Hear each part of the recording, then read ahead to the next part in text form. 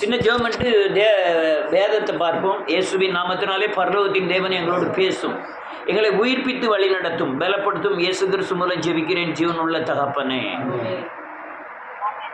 Right, சொல்லக்கூடிய பாடமும் ரொம்ப முக்கியமான பாடங்கள் தான். நன்றியோடு கூட துதிக்கிறேன் இயேசுவின் நாமத்தினாலே. ஒரு இடத்துல ஒரு ஆள் பனை ஏறிக்கிட்டு இருந்தார். ஒரு பையன், ஒரு போலீஸ் வந்து அந்த பையனை அல்லையா கல் இறக்கணான்னு சொல்லி பிடிச்சிட்டாங்க. சேர்மதையில் நடந்த கதை. சேர்மதையிலையா வேற எங்கேன்னு தெரியல, நடந்த கதை. அவன் பிடிச்ச உடனே அந்த போலீஸ்காரன் அந்த பையனை பிடிச்சி டான் டான் டான்னு அடிக்கிறான். அவ்வளோ அடியும் பட்டுக்கிட்டு இருந்தான். பட்டுக்கிட்டு இருக்கும்போதே டக்குன்னு அவங்க அம்மாவை வச்சு 2 வார்த்தை பேசிட்டான் போலீஸ். பேசினோடனே அறுவாள் எடுத்து டக்குன்னு வெட்டிட்டான் வயிற்றுல. பாலை எருவாயில்ல ரொம்ப கடுமையாக இருக்கும். குடல் டபக்குன்னு பூரா வெளியே வந்துட்டு ஆள் அவுட் ஆகிட்டு. அப்போ அவன் சொல்கிறான், என்னையை எவ்வளவோ அடித்தான், எனக்கு ஒன்றும் அவளுக்கு பாதிப்பு இல்லை. ஏன்னு கேட்டால் நம்ம கல் இறக்கக்கூடாது, இறக்கியிருக்கோம், அவன் அடிக்கிறான்ட்டு நான் ஒப்பில் இருந்துட்டேன். எங்கள் அம்மாவை பேசிட்டானே அப்படின்னா தான் எனக்கு கோபம் வந்துட்டு உடனே டக்குன்னு அருவாளை எடுத்து வெட்டிட்டேன். 20-21 வயசு இருக்கும். 20 வருஷம் ஜெயில் போட்டோம். 42 வருஷம் கழித்து தான் வெளியே வரணும். அவனுடைய வாழ்க்கை அந்த ஒரே ஒரு சொல், ஒரே ஒரு அம்மா பற்றி சொன்ன ஒரு வார்த்தை நல்லா இருந்தது. நன்றியோடு கூட துதிக்கிறேன் இயேசுவின் நாமத்தினாலே. இதே மாதிரி சில அநேக சொற்களினாலே டக்குன்னு தற்கொலை பண்ணி கொண்டவர்கள்லாம் உண்டு. மனைவிட்ட சொல்லுவான், எங்கள் தெருவில் ஒருத்தன் இந்த சந்திரன் தங்கச்சியை இப்போ அவருக்கு 2ஆம் தரம் கட்டி கொடுத்து அவரே இறந்து வீட்டாக இருக்கும். முதல் தரம் கட்டி கொடுத்தது எனக்கு மைனி. இவ்வளோ தூரம் போடுற சட்டையே இவ்வளோ தூரம் ஏன் போட்டேங்கிறதுக்காக பிரச்சனை. நான் இப்போ பஜார் போயிட்டு வரோம், அதுக்குள்ளே நீ செத்துறணும்னு சொல்லிட்டு போயிட்டார். பாதத்தை அவன் வர்றதுக்குள்ளே கோட்டரை அந்த ரோக்கரை எடுத்து அடிச்சிட்டான், வயலுக்கு வச்சுருந்த ரோக்கரை. அவர் வந்து பார்த்தாரு இந்த ஒரு வார்த்தைக்கு. அப்போ தான் கல்யாணம் முடிச்சுக்கு 6 மாதம் கூட ஆகலை. உடனே அவர் என்ன செஞ்சிருக்காரு, உடனே டக்குன்னு அசையாமல் தூக்கிட்டு போகணும் ஆஸ்பத்திரிக்கு. இங்கேருந்து நடந்து ஓட விட்டு கூட்டிகிட்டு போயிட்டார். ஓட விட்டோன்னா என்ன ஆகும், உடனே ஃபங்க்ஷன் ஆகிட்டு உடனே இவர் அங்கே பாதி வழியில் போயிட்டு இருக்கும்போது கொப்பன்னு கக்கி விழுந்து அண்ணே இறந்து போயிட்டான். பிறகு தோளில் தூக்கிட்டு ஓடினாரு. அங்கே அதுக்குள்ளே டாக்டர் ஆள் அவுட் ஆகிட்டு வீட்டுக்கு கூட்டு போயிருக்கோம், இல்லை போஸ்ட்மார்ட்டம் பண்ணிடுவாங்க அப்படின்ட்டாங்க. இது எதுக்கு சொல்ல வரோம்னா, சரீரத்தில் எவ்வளோ அடிப்பட்டாலும் மனுஷன் சகிச்சுக்கிட்டு தான். உள்ளான மனுஷனை ஒரு வார்த்தை சொல்லிட்டா போதும், டபக்குன்னு உயிரை விடக்கூடிய சூடு ஏறுது, எதையும் இழக்கக்கூடிய சூடு ஏறுது. ஆமாம், அதுவும் இந்த எல்லாரும் பேசிட்டாலும் பரவாயில்ல, பழகுனவங்க பேசிட்டா, ஒரு தெரியாத ஒருத்தர் பேசிட்டோம்னா கேட்டுட்டு தூர போயிடுவான். ஆமாம், பழகுனவன் பேசிட்டோம்னா பயங்கர சுருத்து வந்துடும். இதுதான் பிசாசு பயன்படுத்துகிற கொடிய ஆயுதம். பயங்கரமான அவன் ஆயுதமே உன் வெளியான மனுஷனை தாக்குவது அல்ல, உள்ளான மனுஷனாகிய ஆத்துமாவை தாக்கக்கூடிய ஒரு பயங்கரமான சக்தி அவன்கிட்ட இருக்கு. அல்லேலூயா. இந்த வார்த்தை என்னை பார்த்து சொல்லிட்டானே, சொன்னது பூரா அவன் சொன்ன மாதிரி ஆயிரா போகுது. ஆனால் இந்த சகிப்புத்தன்மை இல்லாமல் நிறைய கொலைகள் நடந்திருக்கு, நிறைய தற்கொலைகள் நடந்திருக்கு, நிறைய குடும்பங்கள் பிரிஞ்சிருக்கு, கணவன் மனைவிக்குள்ள பிரிவினை ரொம்ப வந்திருக்கு, தாய் தகப்பனுக்குள்ள பிரிவினை, அல்லையா தாய் பிள்ளைகளுக்குள்ள பிரிவினையே அதிகமாக வந்திருக்கு. இந்த பிரிவினையை கொண்டு வருகிற ஒரு பயங்கரமான சக்தி. அவன் வச்சிருக்கிற ஆயுதமே தூஷணமான வார்த்தைகள், இல்லாத குற்றங்கள். என் அண்ணன் ஒரு நாள் ஃபோன் பண்ணி சொன்னான், சென்னையில் வச்சு, குட்டியப்பா நான் இறக்க போகிறேன், ட்ரெயினில் விழுந்து சாக போகிறேன், நான் சம்பாத்தியம் பண்ணதில் ஒரு பகுதியை இன்னொருத்திட்ட கொண்டு கொடுக்கான்னு என் வீட்டுக்காரி சண்டை போடுதான், நான் என்ன செய்கிறதுன்னே தெரியலை, நான் நாளைக்கு இருக்க மாட்டேன், இது கடைசியாக உன்கிட்ட ஃபோன் பண்ணிவிட்டு என் கதையை முடிச்சுக்கலான்னு நினைக்கிறேன் அப்படின்னு என்னை ஃபோன் பண்ணி சொல்லுவான் எனக்கு அண்ணன். நம்ம என்ன சொல்லுவோம், நீ அங்கே பக்கத்தில் இருக்க சர்ச்சுக்கு போ, கொஞ்ச நேரம் நீ முனங்கால் ஜெபம் பண்ண வேண்டாம், முனங்கால் போட வேண்டாம், ஒன்றுமே போட வேண்டாம், கொஞ்ச நேரம் போய் உட்காந்துட்டு மட்டும் வா, உன் எண்ணங்கன்னு எல்லாமே மாறிடும், அதுக்கப்புறம் வீட்லேயும் குடும்பத்துலேயும் சால்வ் ஆயிரும் அப்படின்ட்டு. உடனே அவன் என்ன எங்கே போகலாம் அப்படின்னா, நுங்கமக சர்ச் இருக்கு, அதில் இருந்து சூலமேட்டில் இருந்தான், நுங்கமக சர்ச் இருக்குல்ல, அந்த சர்ச்சில் போய் உட்காந்துட்டு வா அப்படின்னு. உடனே டக்குன்னு அவன் போயிருக்கான் போல் இருக்கு, போய் உட்காந்துட்டு வந்துட்டான். வீட்டில் வந்து பார்த்தா எல்லாமே தலையில் மாறிட்டு, ஒன்றும் பிரச்சனை இல்லை. இப்போ அவன் இல்லாத ஒன்று சொல்கிறா, இவனுக்கு கேட்ட ஒன்று வேகம் வருது, வேகம் வந்தோடனே நம்ம சாப்பிடணும்னு நினைக்கிறான். நம்ம ஊரில் இருந்து இருக்கு பொண்டாட்டி அப்படி சொல்லிட்டாலே அப்படிங்கிற எண்ணம் அவனுக்கு உள்ள வருது. அல்லேலூயா. ஆனால் அடுத்தால அதே தான் அவனுக்கு கண்ணியாக மாறிட்டு, அடுத்தால பொண்டாட்டி சொல்லும்போது அதை மேனேஜ் பண்ணதுக்கு அவனால் முடியல, அதனால் அந்த ப்ரெஷர் மாத்திரையை பூரா முழுகிட்டான். அப்படியே ஆளை விட்டு அதிகமான லோ ப்ரெஷர் வந்து ஆள் இறங்கி போயிட்டான். இப்போ நான் என்ன சொல்ல வரேன்னா, பிசாசு காட்டுகிற ஆயுதம் பயங்கரமாக இருக்கும். அவனுடைய ஆயுதத்தை நீங்கள் பார்த்துட்டு அப்படியே பயப்படாமல் இருந்தீங்கன்னா உங்கள் ஆத்மாவை அடிக்கிறதுக்கு தான் வழி பார்ப்பான். அல்லேலூயா. கிறிஸ்துவனாக இருக்கிறதுனால உன்னை வெட்டிடுவாமா, குத்திடுவோமா, இந்த ஊரை விட்டு விரட்டிடுவோமா, என்னெல்லாமோ சொல்லுவான். நீங்களாம் அதுக்கெல்லாம் அசரலைன்னா உங்களுக்கு அல்லது அவமானப்படுத்துகிற கிரியைகளை கடுமையாக செய்வான். ஒரு ஊழியக்காரன் மனைவி அவன் பிள்ளைகளை ஊரே அவனை நிர்வாணமாக விட்டு அவனை இது பண்ணுறாங்க. எங்கள் யூபியில் அந்த வீடியோ போட்டு காமிக்கிறான். கணவன் மனைவி பிள்ளைகள்லாம் நிர்வாணமாக விட்டுருக்கான். ஊரே நின்று பார்த்து அவனை என்னெல்லாமோ பேசுகிறாங்க. அவனுக்கு பாசியில் ஒடிய பாசியில் பேசுனா என்னன்னு தெரியல. அந்த அவமானம் வந்த உடனே இன்னொரு ஆள் என்ன செய்வான், ஆள் அவுட் ஆகிடுவான், செத்துருவாங்க. அதுக்கப்புறம் இந்த உலகத்தில் வாழ்ந்ததுக்குங்கிற மாதிரி ஆயிடும். இந்த அவமானத்தை தான் அதான் பவுல் சொல்லும்போது சொன்னார் எபேசியருக்கு, நீங்கள் மாம்சத்தோடும் இரத்தத்தோடும் போராட்டம் அல்ல, வானமண்டலத்தின் பொல்லாத ஆவியோடு உங்களுக்கு போராட்டம் உண்டு. பொல்லாத ஆவி உங்கள் ஆவி மனுஷனை தாக்குவான், உங்கள் ஆத்ம மனுஷனை தாக்குவான். ஆனால் அவன் காமிக்கிற ஆயுதம் பயங்கரமாக இருக்கும். வெளிப்புறமாக உங்களை காமிக்கிற ஆயுதத்தை பார்த்தீங்கன்னா என்ன ஜனக்கூட்டம், நான் இவன் சொன்ன மாதிரி கண்ணன் சொன்ன மாதிரி ஊர்காரனை கூப்பிட்டு வந்துடுவேன். அது ஒரு அவங்க பயன்படுத்துகிற ஆயுதம். ஊர்காரன்னா நம்ம பயந்துருவோம், ஊர்காரனை கூப்பிட்டு வந்துடுவேன், அது ஒரு ஆயுதம், அவங்களுக்கு ஆயுதம். என் ஜாதிக்காரனை கூப்பிட்டு வந்துடுவேன், ஊர் கூட்டம் போட்டுருவேன், இது என்னது ஆயுதம். அல்ல அருவா காமிக்கிறது ஆயுதம், ஈட்டியை காமிக்கிறது ஆயுதம், பணபலத்தை காமிக்கிறது ஆயுதம், அல்ல சொந்த பந்தங்களை காமிக்கிறதெல்லாம் ஆயுதங்கள். தாவீதுக்கு என்ன ஆயுதத்தை காமிக்க பாருங்க, செல்லில் யாராவது வாசிக்க பார்ப்போம். 1 சாமுவேல் 17வது அதிகாரம்.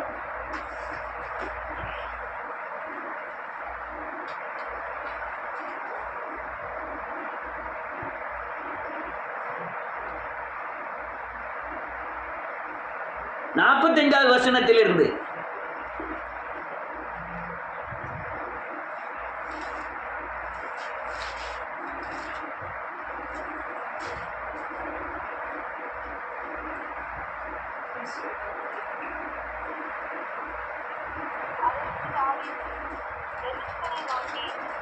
ஒரு நிமிஷம் 4வது வசனத்தில் 17:4 இருந்து.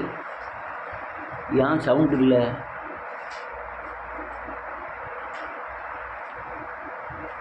வாசிங்க 17:4.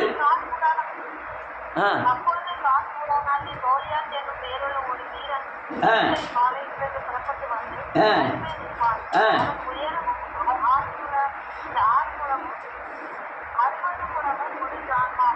60 மூலமா?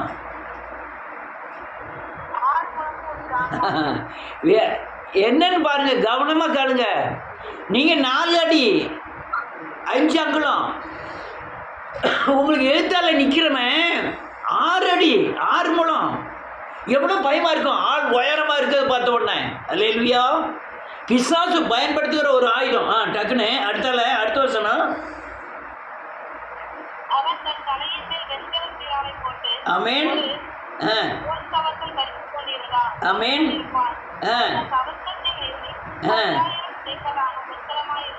அவங்க மார்க்கவசம் போட்டிருக்கான், பெரிய கிரீடம் வச்சிருக்கான், ஆள் 6 அடி உயரமா இருக்கான். இவனை பார்த்த உடனே மக்கள் பூரா கதிகலங்கி பயந்து ஓடுறாங்க. இது அவன் ஆயுதம், அவன் வச்சிருக்க ஆயுதம். அடுத்தால உள்ள ஆயுதத்தை வாசிங்க. 6.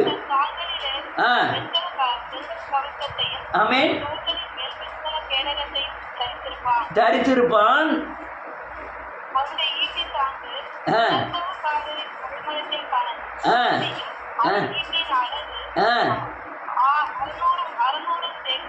ஆமென். ஆமென். 600 சேக்கல் இரும்பு வச்சிருக்கான். பரிசையே பிடிக்கிறவன் அவனுக்கு முன்னால போறான். அவன் சேனைகள் எல்லாம் அவனுக்கு முன்னால பார்த்து யுத்தம் அணிவகுத்து நிற்காங்க. பிசாசு காட்டுற ஒரு பயங்கரமான ஆயுதத்தின் தன்மை. எல்லாரும் பயப்படுறாங்க. ஆவியை பெற்ற தாவீது மட்டும் அதுக்கு பயப்படலை. நீங்க இந்த சத்தியத்துல ரொம்ப கேட்டிருப்பீங்க. இந்த தாவீது மாத்திரம் பயப்படல. நான் இப்ப ஆவிக்குரிய ஆயுதத்துக்கும் மாம்சத்தின் ஆயுதத்துக்கும் உள்ள வித்தியாசத்தை தான் சொல்ல விரும்புறேன். அவன் ஆவிக்கு அல்லையா மாம்ச யுத்தத்தை கொண்டு வருகிற ஆயுதம் இது. அவன் மாம்சத்தை தாக்கக்கூடிய ஆயுதம் இது. ஆவிக்குரிய ஆயுதம் என்னங்கிறதான் உங்களுக்கு நான் சொல்ல விரும்புகிறேன். மாம்சத்தில் உண்டான ஆயுதம் இவன் உயரம், இவனுடைய கிரீடம், இவன் மார்க்கவசம், இவன் காலில் போட்டிருக்க 600 சேக்கல் இரும்பு, அல்லையா படை கணக்கே இவ்வளவு உயரமா இருக்கு. அதை ஒரு வண்டியில் வச்சு தள்ளிட்டு வரான். இவ்வளவு இதெல்லாம் நம்ம பார்க்கக்கூடிய, நம்மை தாக்க பிசாசு பயப்படுத்துகிற நம்மை பலவீனப்படுத்துகிற ஒரு பயங்கரமான சக்தி. அது நீங்க எந்த கோணத்திலையும் எடுத்துக்கலாம். ஜாதி எடுத்துக்கலாம், அவங்க பணபலத்தை எடுத்துக்கலாம், இல்லை அரசியலில் உள்ள பலத்தை வச்சு நம்ம தாக்க நினைக்கலாம். இப்படி பல கோணங்களில் அந்த அந்த பிசாசின் கிரியைகள் நமக்கு முன்னால் வந்து நிற்கும். ஆனால் எல்லாரும் பயந்தாங்க. ஆவியை பெற்ற தாவீது பயப்படவே இல்லை. அவனுடைய ஆயுதம் என்னன்னா ஒரு கூழாங்கல், 5 கூழாங்கல் மட்டுமே. அவனுடைய ஆயுதம் என்னன்னா, நீ உன்னுடைய தேவனுடைய நாமத்தினால் வர, நான் சேனைகளின் கர்த்தராகிய கர்த்தருடைய நாமத்தினாலே வருகிறார். இதுதான் இவனுடைய ஆயுதம். ஆனா இவன் பிசாசு பயன்படுத்துகிற ஆயுதங்கள் நம்ம வெளிப்புறமான அருவா, கத்தி, ஈட்டி, அல்லலியா கம்பு, துப்பாக்கி, இதை விட உங்க ஆத்மாவை தாக்கக்கூடிய ஆயுதம் தான் பயங்கரமா இருக்கும்.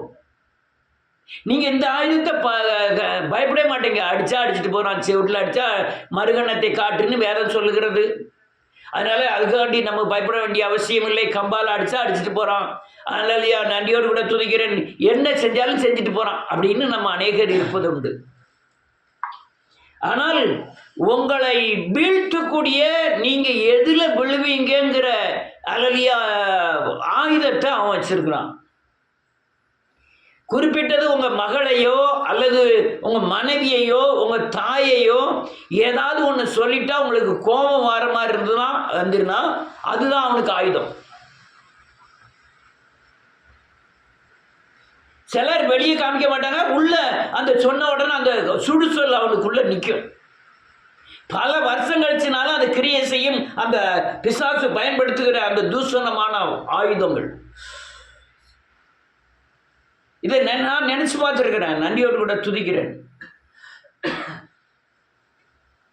நீ என்னைய அடிச்சான்னு அடிச்சுக்க, அம்மாவை சொல்றாத, என்னைய அடிச்சா அடிச்சுக்க, என் மனைவியை பேசாத, அதெல்லாம் சொல்லியிருக்கிறாங்க. கிரேசி கூட படித்த 2 பிள்ளைகள், ஒன்று கிறிஸ்டின் இல்லை முஸ்லீம், ஒன்று இந்து. இங்கே இடையாலேருந்து அவங்க போகிறதுனால அவங்க கூட தான் போய் ஆகணும் வந்தாகணும். இந்த 2 பிள்ளைகளுமே கோபப்பட்டதே கிடையாது. அது எனக்கு கிரேசி சொன்ன வார்த்தை. நான் கிறிஸ்டினாக இருக்கேன், சில நேரங்களில் எனக்கு பயங்கரமான கோபம் வந்துடுது. நான் அது கிளாஸ் நடத்த சொல்லுவாங்க, நான் கிளாஸ் நடத்தும் போது ஏதாவது தப்பு பண்ணிட்டுனா டீச்சர் மாதிரி இருந்து நடத்துறதுனால சில காரியங்கள் தப்பு பண்ணினா கோவப்பட்டுருவேன். ஆனால் அந்த பிள்ளைகளை பார்க்க கோவப்பட்டதை நான் பார்க்கவே இல்லை. எனக்கு பெரிய ஆச்சரியமாக இருந்தது. ஒரு அல்லையா விக்கிரகத்தின் ஆளுகைக்கு உட்பட்ட ஒரு ஆத்துமா, இன்னொன்று நியாயப்பிரமாணத்தை பின்பற்றுகிற ஆத்துமா. அவங்களுக்குள்ள கோபமே இல்லைன்னா, இஸ்மவேலுக்குள்ள கோபம் இருந்தது, ஏசாக்குள்ள கோபம் இருந்தது. இவங்கெல்லாம் நியாயப்பிரமாணத்திற்கு உட்பட்டவங்க, இவங்கெல்லாம் பயங்கரமாக கோபப்பட்டாங்க. ஏன் நியாயப்பிரமாணத்திற்கு உட்பட்ட தாவீது ராஜாக்கள் புறாமே நியாயப்பிரமாணத்திற்கு உட்பட்டவர்கள் தான். அவர்களெல்லாம் கோபப்பட்டு தன்னை அழித்து கொண்டார்கள், எதிரியை அழித்தார்கள். லட்சக்கணக்கில் ஆட்களை வெட்டி வீழ்த்தினார்கள். அவங்க நியாயப்பிரமாணத்தின்காரர்கள். நம்ம ஆவிக்குரிய பிரமாணத்துக்கு வந்த பிறகு உள்ளான மனுஷனிலே நீங்கள் வல்லமை பிளப்படக்கூடாதபடி பிசாசு பயன்படுத்துகிற ஆயுதம் உள்ளே இருக்கிற மனுஷனை தாக்குவதாக இருக்கும். அவமானம், அல்லலியா தூஷணம், அல்லலியா இச்சை, பொருளாசை, பெருமை, அல்லலியா அகந்தை, கோபம், இப்படி ஆயுதங்களை உங்களுக்குள்ளே இருந்து புறப்பட செய்கிறது பிசாசு. நான் சொல்லுவது நீங்கள் புரிஞ்சுக்கிடுவீங்கன்னு நினைக்கிறேன். புரிஞ்சுக்கிட்டீங்கன்னா பாக்கியவான். நான் கோபத்திலே பிறந்தேன், ஆனால் சாந்தத்துக்குள்ளே பிறந்திருக்கிறேன், ஆவியிலே பிறந்திருக்கிறேன். ஆவியின் வளர்ச்சி இல்லாதனால இந்த கோபம் எனக்குள்ள இன்னும் குடிகொண்டிருக்கிறது. என்ன சொன்னேன்? கோபத்தில் பிறந்திருக்கிறேன், திரும்ப நான் சாந்தத்துக்கு பிறந்துட்டேன். ஆனால் சாந்தத்தில் நான் வளர்ச்சி அடையாதனால கோபம் எனக்குள்ளே இருந்து வெளிப்படுகிறது. அப்போ கோபம் வெளிப்படுதுன்னா எனக்குள்ளே யார் இருக்கா? அல்லேலூயா. உங்களை குறித்து தூய்மையான மொழிகளை பேசுவார்களானால் நீங்கள் சந்தோஷப்பட்டு களி கூறுங்கள். உங்கள் பரலோகத்தில் உங்கள் பலன் மிகுதியாயிருக்கும். அப்போதான் நீங்கள் அல்லேலூயா உலகத்துக்கு வெளிச்சமாய் மாற முடியும், உப்பாய் மாற முடியும். இது மத்தேயு எழுதின சுவிசேஷம் 5வது அதிகாரத்தில் வாசிக்கலாம். ஆனால் உங்களுக்குள்ள இந்த கோபம், இந்த இச்சை, இந்த பெருமை, இந்த அல்லேலூயா அகந்தை, கோபம், அல்ல தூஷணம், இதெல்லாம் உங்களுக்கு மறையாத வரை நீங்கள் அந்த பிசாசு எங்கேயாவது ஒரு கோணத்தில் உங்களை தாக்கும் பொழுது நீங்கள் ஏதாவது ஒரு கோணத்தில் காயப்பட்டுக்கிட்டே இருப்பீங்க. உங்கள் ஆத்மா காயப்பட்டுக்கிட்டே இருக்கும். சமாதானம் இருக்காது, சந்தோஷம் இருக்காது. அப்படியே நீங்கள் வரிசையாக காயப்பட்டுக்கிட்டு இருப்பீங்க. அதான் உலகத்துக்காரங்களோட சொல்லுவாங்க, சூரியனை பார்த்து நாய் கொலைக்கு அப்படின்னு போயிடுவோம். ஆனால் இந்த வடு மாறாது, உள்ளே இருக்கிற அது நான் அது திரும்ப திரும்ப சொல்ல காரணம், அது ஒரு விஷத்தன்மை. ஐயா என்னை இப்படி சொல்லிட்டானே, இப்படி சொல்லிட்டானே, இப்படி சொல்லிட்டானே.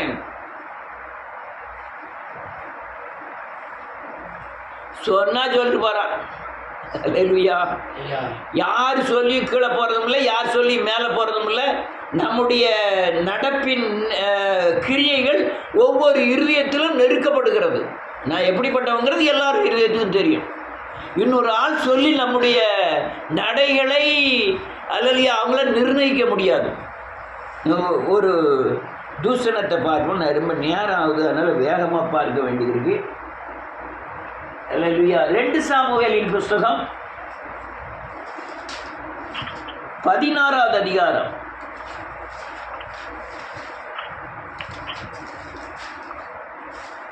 5வது வசனத்திலிருந்து வாசிக்கலாம்.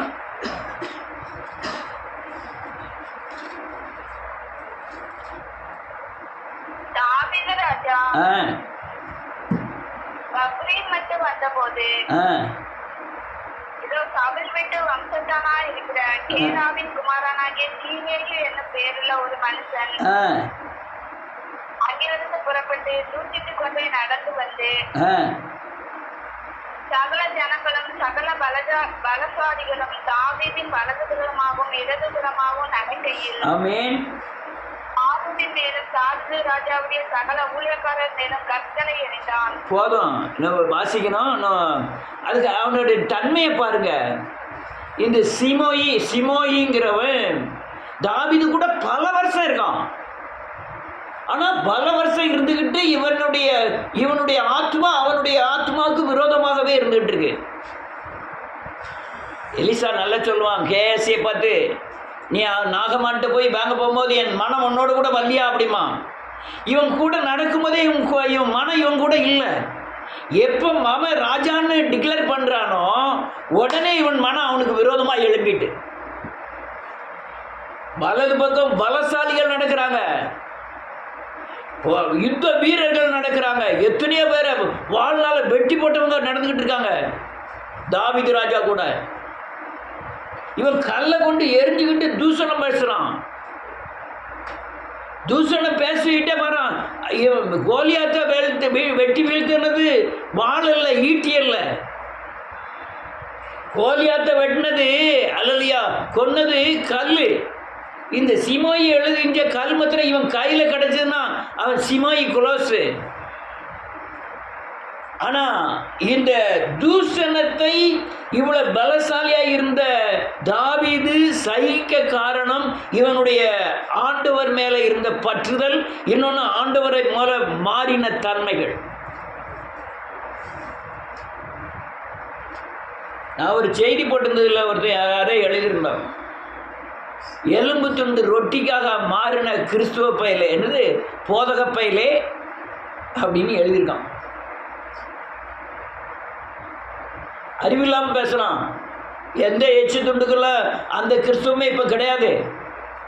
இப்போ கிறிஸ்துவம் பூராமே தேவனால் தெரிந்து கொள்ளப்பட்ட கிறிஸ்துவம் மட்டும்தான் நிலை நிற்க முடியும். தேவனால் பிரித்தெடுத்தால் மட்டும்தான் நிலை நிற்க முடியும். ரைட், அது போட்டோம். நம்ம உடனே டக்குன்னு கேட்டோம்னா பதில் எழுதலாம். வேண்டாம், நமக்கு எதுக்கு வம்பு சொல்லி. நாய் கடிச்சுன்னா நாயை போய் திருப்பி கடிக்க முடியாது.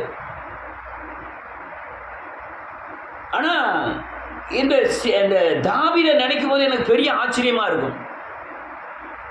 அவ்வளவு ஜனங்கள் கோலியாத்துக்கு பயந்து ஓடிக்கிட்டு இருக்கும்போது கோலியாத் எங்கே பார்க்க முகம் திருப்புறானோ அங்கே உள்ள ஜனங்கள்லாம் அவன் பார்வைக்கு தப்பி ஓடுகிற காலங்களில் அவனை விட 2 அடி உயரம் குறையமான தாவீது அவனுக்கு நேராக போகிறான்.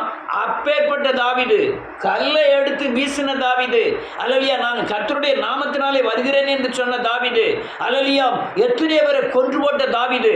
ஆனால் இந்த சீமை பேசுகிறத கேட்டுக்கிட்டே போகிறான்.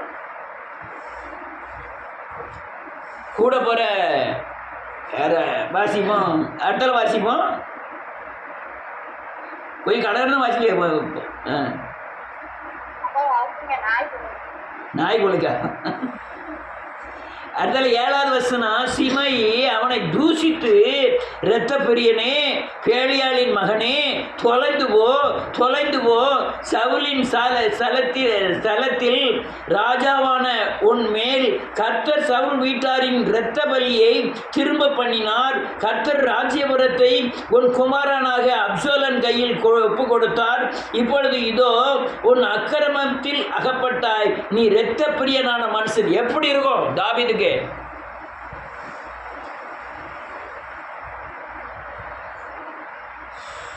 பயங்கரமா ஏற்றிட்டு வரான், கல்ல கொண்டு எறிதான், பேசிக்கிட்டே வரான். இரத்த பலியான மனுஷன் ராஜா சவுலோட குடும்பத்திலோட இரத்த பலி வந்ததுனால தான் நீ இப்படி அலையுத, உன் மகனை தான் தெரிஞ்சுக்கிட்டாரு, அவனை தான் ராஜாவாக்குனாரு, நீ அப்படி ஆயிடுவா இப்படி ஆயிடுவான்னு பின்னால் பேசிக்கிட்டே போகிறான். இதில் இது பிசாசு சிமை அவன் பயன்படுத்துகிற ஆயுதம் தூஷணம்.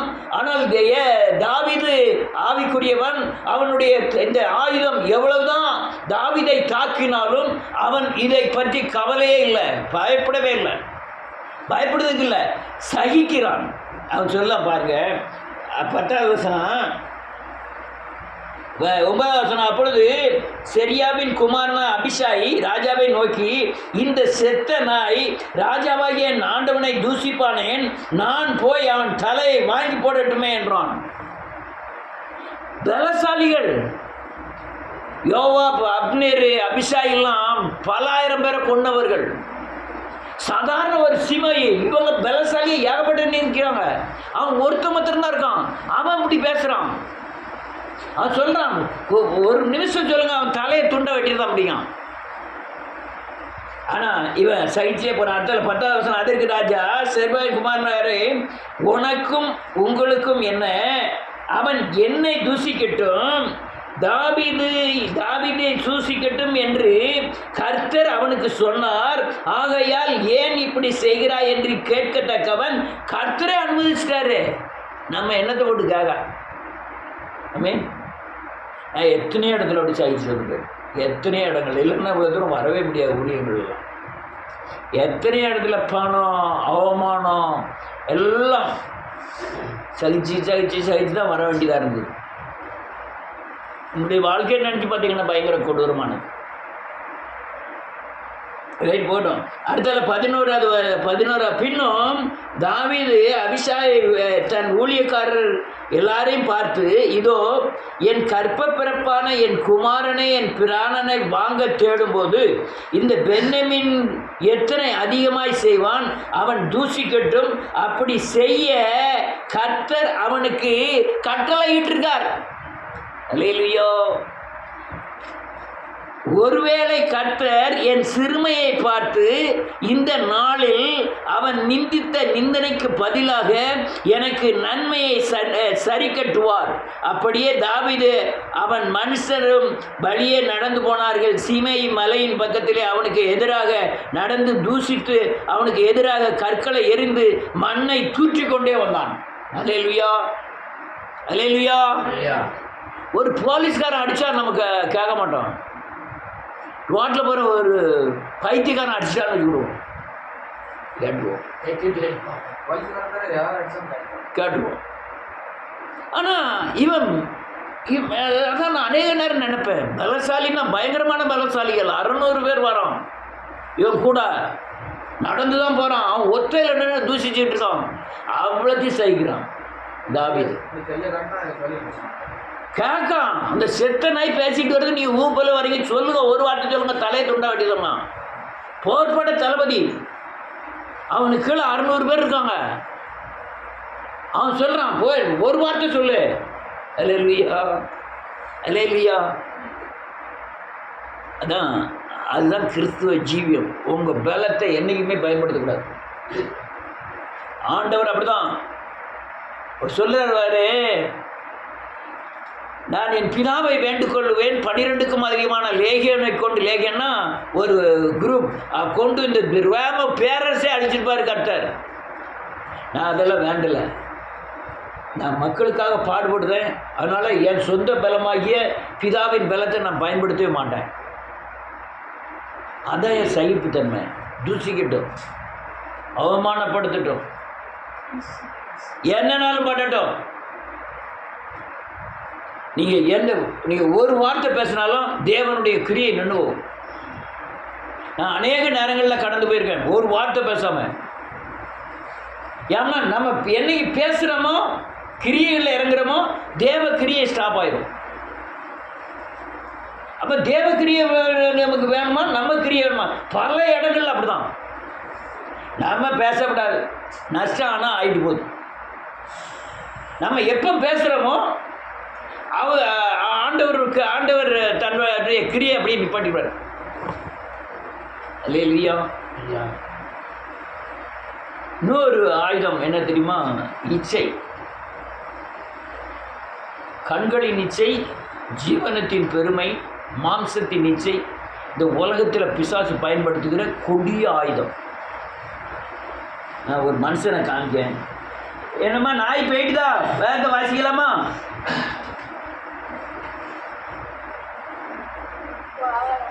ஆதியாகமத்தின் புத்தகம் 39வது அதிகாரம்.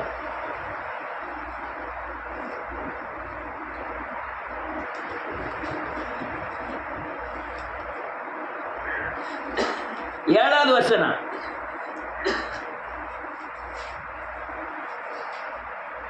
சில நாள் சென்ற பின் அவனுடைய எஜமானின் மனைவி யோசேப்பின் மேல் கண் போட்டு என்னோட சயனி என்றாள். 10. அவள் நித்தம் நித்தம் யோசேப்போடு இப்படி பேசிக்கொண்டு வந்தும் ஆமென். அவன் அவளுடனே சயனிக்கவும் அவளுடனே இருக்கவும் சம்மதிக்கவில்லை. ஆமென். இப்படி இருக்கும்போது ஆ ஒரு நாள் அவன் தன் வேலையை செய்வதற்கு வீட்டுக்குள்ளே போனான். ஆ வீட்டு மனிதர்கள் ஒருவரும் வீட்டில் இல்லை. ரைட் நான் சொல்லிடுறேன் இயேசுவி நாமத்தினாலே. அல்லேலூயா. ஒரு பயங்கர ஆயுதம். யாரு? போத்திபார், ராஜாவுக்கு 2வது இடத்துல இருக்கிற அந்த ராஜாவின் 2வது மனைவி, ராஜாவுக்கு 2வது ஸ்தானத்தில் இருக்கிற போத்திபார், அவன் மனைவி அல்லேலூயா வேலைக்காரனாகிய யோசேப்பு மேல அம்பை விடுறா. இச்சைங்கிற அம்பை. இது கொடிய ஆயுதம். இது வந்து பயங்கரமான ஆயுதம். இன்னைக்கு இந்தியாவில் ரொம்ப பேர் சாகிறது பூராமே இந்த கள்ளக்காதல், இந்த இதெல்லாம். ஒரு சிஸ்டர் வந்து சொன்னாங்க, எங்கள் வீட்டில் எல்லாருமே அல்லேலூயா கலப்பு திருமணம் தான் அப்படின்னு. எங்கள் சித்தப்பா கலப்பு திருமணம், எங்கள் அத்தை கலப்பு திருமணம், எங்கள் அக்கா கலப்பு இது கலப்பு திருமணம் இல்லை, இச்சையின் ஆவியின் கிரியைகள். அல்லேலூயா. கலப்பு திருமணம் என்பது என்னன்னா, ஆணையோ பெண்ணையோ பார்க்காம பெரிய ஆட்களாக பார்த்து அது சாதி மாற்றி அது தகுதியை பார்க்காம உலகத்தின் தன்மையை பார்க்காம அவங்கள கல்யாணம் முடிச்சு வைக்கிறது தான் கலப்பு திருமணம். ஒரு மனுஷனை இஷ்டப்பட்டு போகிறது வந்து இச்சையின் ஆவிகள். இதுதான் ஆவியின் தாக்குதல். அது ஒரு அம்பு, பயங்கரமான அம்பு.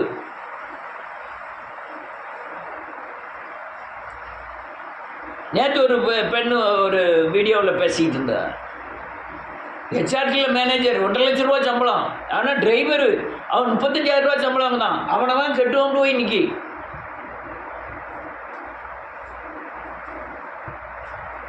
இது வந்து கலப்பு திருமணமோ மற்ற தியாகமோ அதெல்லாம் கிடையாது.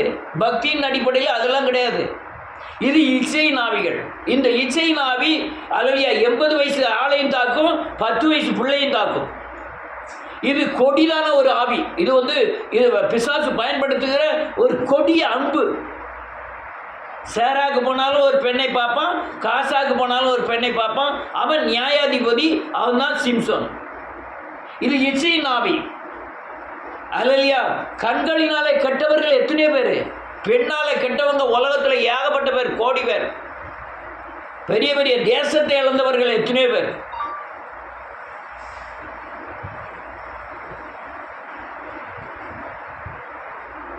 ஏறாதியாளுக்கு ஏறது கேட்பான், அல்லேலூயா நீ டான்ஸ் ஆடு, இந்த ஊரில் பாதி ஆனாலும் தருவாம்மா. அவன் பெண்ணுக்காக ஊரில் பாதி நாள் தர ரெடியாக இருக்கிறான். இது ஒரு பயங்கரமான ஒரு ஆயுதம். நான் கண்டுகொண்ட ஆயுதங்கள்லே நீ உலகத்தை நாசமாக்குற சினிமா, பாடல், அல்லேலூயா டிவி, அல்லேலூயா இந்த செல்போனில் வர்ற காரியங்கள், யூடியூப் எல்லாமே பெண்களின் இச்சையை, பெண்களின் இல்லை மொத்தத்தில் இச்சையை மையமாய் வைத்து ஏய்கிற பிசாசின் கொடிய ஆயுதம்.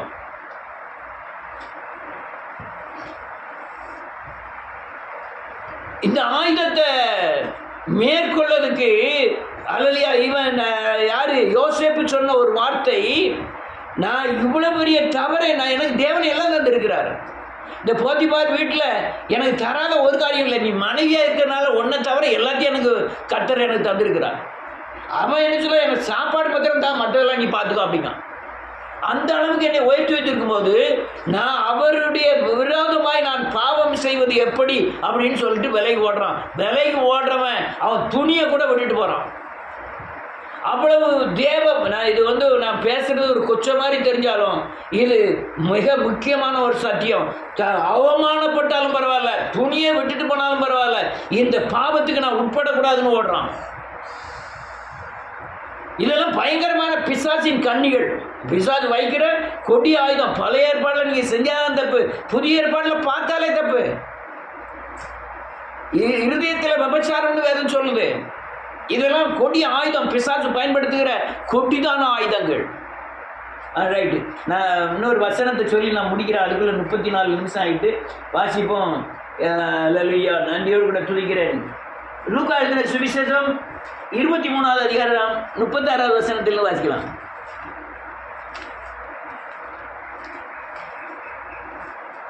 யாராவது செல்ல வாசிங்களேன்.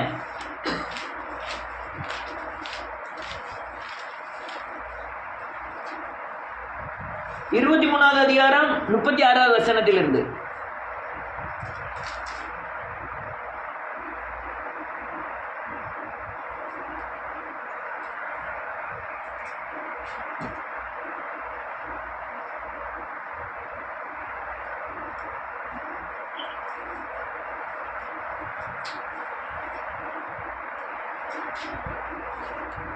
போர் சேவகரும் அவரிடத்தில் சேர்ந்து அவருக்கு காடியை கொடுத்து, நீ யூதரின் ராஜாவானால் உன்னை ரட்சித்துக் கொள் என்று அவரை பரியாசம் பண்ணினார்கள். யூதருடைய ராஜா என்று